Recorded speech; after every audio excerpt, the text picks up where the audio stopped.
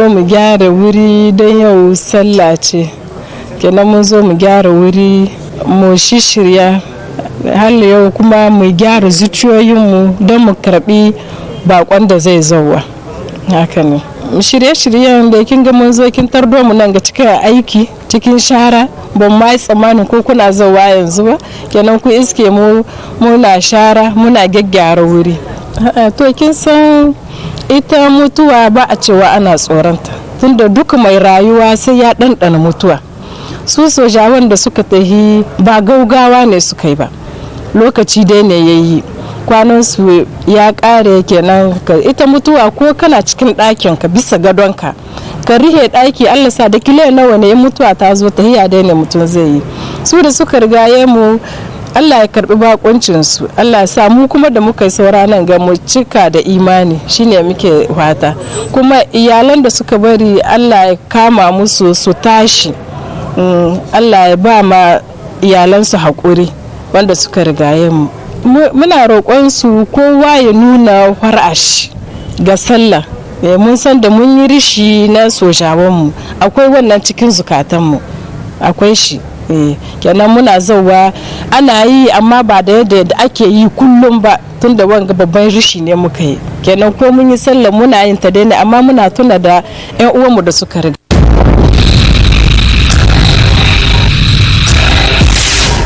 A gani yaya za a yi a tabbatar da wannan sauyin cikin yarda juna, kuma ba tare da an zalunci wani ba ko an kare wani ko an gurguntar da shi, saboda kun san kasashenmu wa'anda tattalin arzikinsu bai yi ƙaihi ba kamar namu, to za su ɗan shan wuya wajen wannan al'amarin. Kenan dole sai an sa taka tsantsan, kuma muna kira da babban murya ga masanan wato tattalin arziki da masanan harkar kuɗi su ƙara tunani mai zurfi, su samu hanyoyi na gari wanda za a sa lokacin da za a canza wannan kuɗin mutane kanan ma ƙananan ma'aikata masu albashi ko ƙananan 'yan kasuwa ba za su shan wuya abun ba, saboda kamar yanzu ne a ce cikin kana da cikin jika ɗari ɗinka ta yanzu in aka yi sauyin za su koma jika 50. Kenan tana yiwuwa a samu kuɗaɗe da yawa ga su nan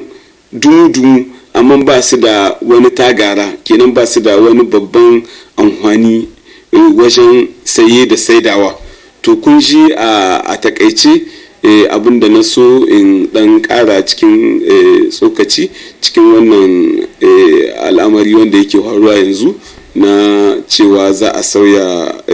wannan faransefa ya koma eko. Kamar yadda na kwatanta yanzu, kun san dama su da dadewa sun ɗauki matakan yin kudinsu na kansu.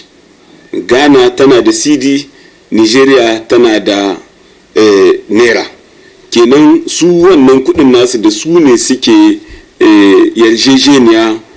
kasuwar duniya, da su ne suke saye kuma da su ne suke saidawa. Kenan su shiga cikin wannan eko din sai kasance kamar ma taimako ne za su kawo ma kasashen mu wanda mun daɗe cikin wannan bautai ta sefa. Kenan in za su shiga dole sai sun nemi a ba su yarda a shinhiɗa ƙa'idodi wanda ba za su ji musu ba, ƙa'idodi wanda ba za su maida su ba koma baya, saboda kamar kana cikin wani matsayi na ɗan gata kakka je ka koma cikin matsayi na bahadi ko ku almajiri. To su wa'annan ƙasashen su dama na ce muku su sun daɗe suna cin gishin kansu, saboda yanzu a halin yanzu Nigeria ita ce kasar da duk ta tattalin arziki cikin yankin Afirka. Kenan kun ga ba karamar kasa ba ce, kuma ba za a iya a mata ɗauka ranke-ranke ba kamar yadda za a yi ta zuwa kamar yadda ake mamunan wurin kullum a zo a ce taimakon mu ne za a yi gashi. To su deja sun wuce wannan matsayin. Kenan dole sai an samu manhohi na gari wanda ake ce ma critère de convergence, wanda za su zamantuwa sun daidaita da abin da kowa yake bukata su tsakanin kasashen don a sasanta abin ya kawo tasiri kuma kowa ya ci amfanin shi bakin gwalgwado bakin karhin shi.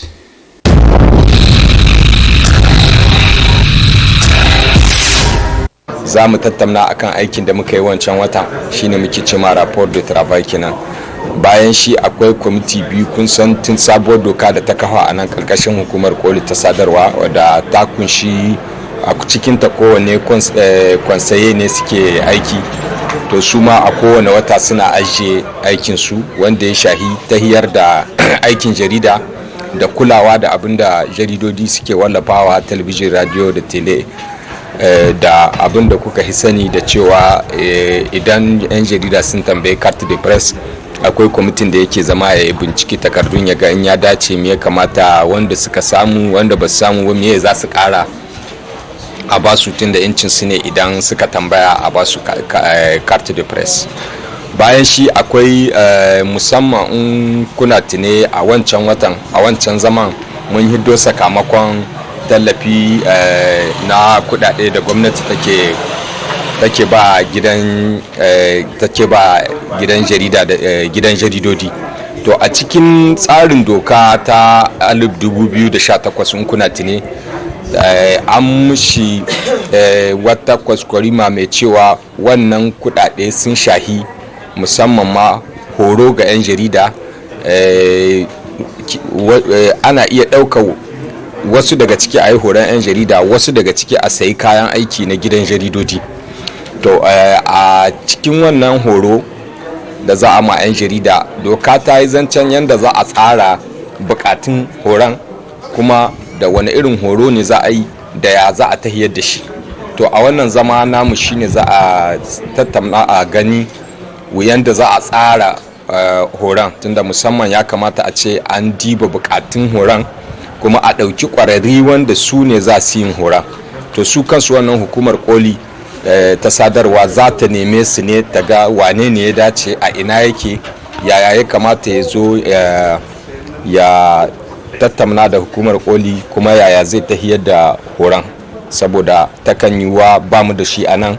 amma tun da doka ta ba mu incin idan akwai wani wanda ya dace muka ga zai kawo gudunmuwa ta wajen wannan aiki musamman horon 'yan jarida, hukumar koli ta sadarwa tana iya gayyato shi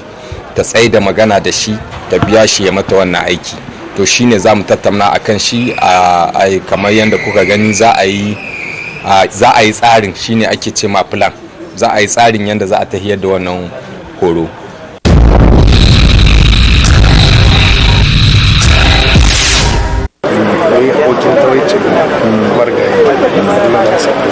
To yau an zo burka ayi daidai wannan suna ga Hassan Anatab saboda abin da ya yi ga kasa. Ko kuna yin mu ko gwada mu menene muna tuzukin ko yau. Abin da ke cikin zuciyar mu muna yi ma gwamnati godiya, muna yi ma yan Nijar duka godiya da suka su taimake mu ga mutuwar su. Abinda Nigerian suke yi wanda ba ma fahimci mu wanda san shi ba abinda sun kai shugaban mishi da ke fahimci su yana abinda za mu yi ma Nijar, muna yi ma yan Nijar godiya, muna yi ma shugaban kasa godiya da harin da ya yi da wannan da ya mana da abin tarihin da abokin tarci mu ya boro mana. Allah ji kansu, Allah ji kare musu.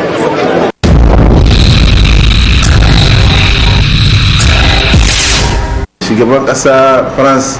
wanda ake ce ma Macron ya kawo muna ziyara, wadda yake wannan ziyara kuma sai mu ce ziyara ce ta gaisuwa bisa ga wato wannan jituwa da muka samu na waɗannan sojawa na wajen 71 da suka je suka rasa yaransu baya ga hari da waɗannan 'yan ta'adda suka kawo muna a can Inatas. To wanga ziyara sai mu ce muna farin ciki da ita kuma muna marhaba da ita, saboda ziyara ce wadda take ta jaje, saboda ziyara ce wadda ke nuna mu cewa ita wannan France da yake tare da ita cikin haɗin gwiwa muke yaƙi da waɗannan 'yan ta'adda, yana nuna mu cewa da ita fa wannan France wato ta ji ciwon wannan abu da ya same mu kuma ta kawo muna wato gudunmuwa. Sai mu ga cewa da wannan taimako da ita France ke kawowa sai mu ganin cewa da ya za mu yi wato an ci gaba da shi, ya za a yi kuma wannan dan zumunta da tsakaninmu da France an karfafa shi domin wannan yaƙi da muke yi da 'yan sunkuru 'yan sarika noce ya zamanto an ciyo kan shi, an ci galaba bisa kan waɗannan makiya namu. Mun ga cewa da wato matasa na waɗannan ƙasashe na jerin Sahel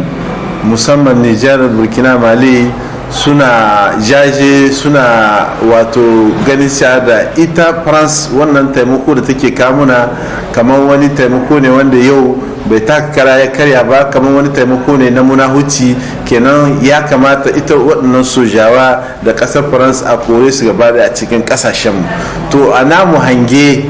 na kwanciyar hankali na lumana shine cewa da lallai musanci da ƙasarmu tana yaƙi da waɗansu 'yan ta'adda, kamar yadda na faɗi mutane ne 'yan sarika noce waɗanda yau sun yi ƙarfi, suna da makamai sosai,